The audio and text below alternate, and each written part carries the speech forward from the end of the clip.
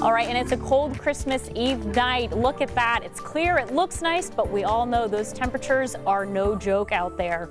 Good evening. I'm Allison Gormley, and I'm joined again by Chelsea Stevens. So are we out of this? Are we getting close to getting out of this? We're getting a little bit closer, but we still have, again, that wind chill advisory going back into effect late this evening.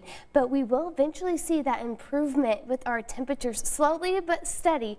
And we are talking about those 50s. I mean, today we had a high of 15. That is an improvement from yesterday. But let's look at our time lapse. This is in Bunker Hill in Peru. And check this out. You can still see a little bit of that blowing with that snow. We've had some gusty winds today, so definitely still a little bit of that harsh wind chill. Current temperatures right now 14 in Indianapolis, while it's 11 in Kokomo, 15 in Bloomington and in Bedford.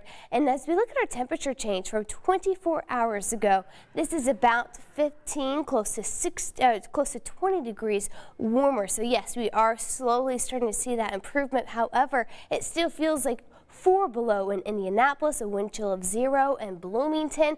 So it's still going to be a very cold night. Looking at our wind chill forecast, we're still in that frostbite zone. As we head into the overnight hours, wind chills are going to be ranging from about 10 to 15 below.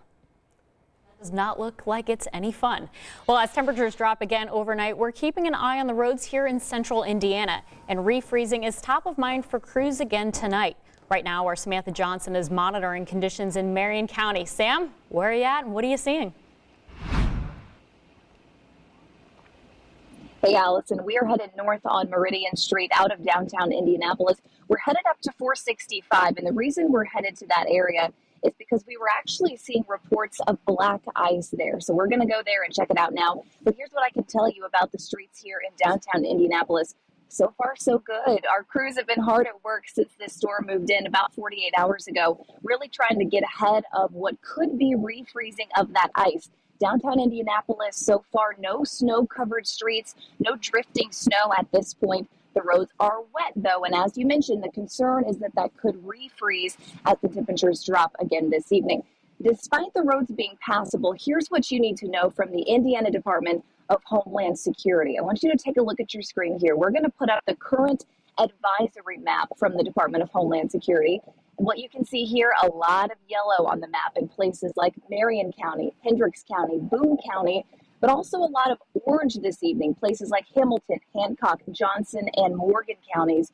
As a reminder, the orange, that is for essential travel only. If you have to be out, maybe you're going to work, maybe you need some groceries last minute, essential travel only in those communities. Here in Marion County, we've also been checking in with Marion County Emergency Management.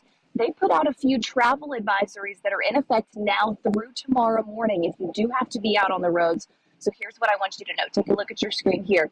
We're talking about what's left of this blowing snow, of course, because of those high wind gusts we're expecting overnight as well. And because of that, Marion County Emergency Management is also warning about big trucks that could tip during those high winds. And lastly, just keep in mind that bridges and overpasses tend to freeze first if you do have to be out on the roads. A good reminder this Christmas Eve, especially heading into the Christmas Day holiday, if your Christmas Day plans do require a little bit of travel, coming up at 6:20, we're going to walk you through a couple tools that you can use on your phone to check those roads before you have to head out. So, Allison, we'll keep an eye on the roads here in Marion County. Certainly, if we come across anything, we'll let you know both on air and online.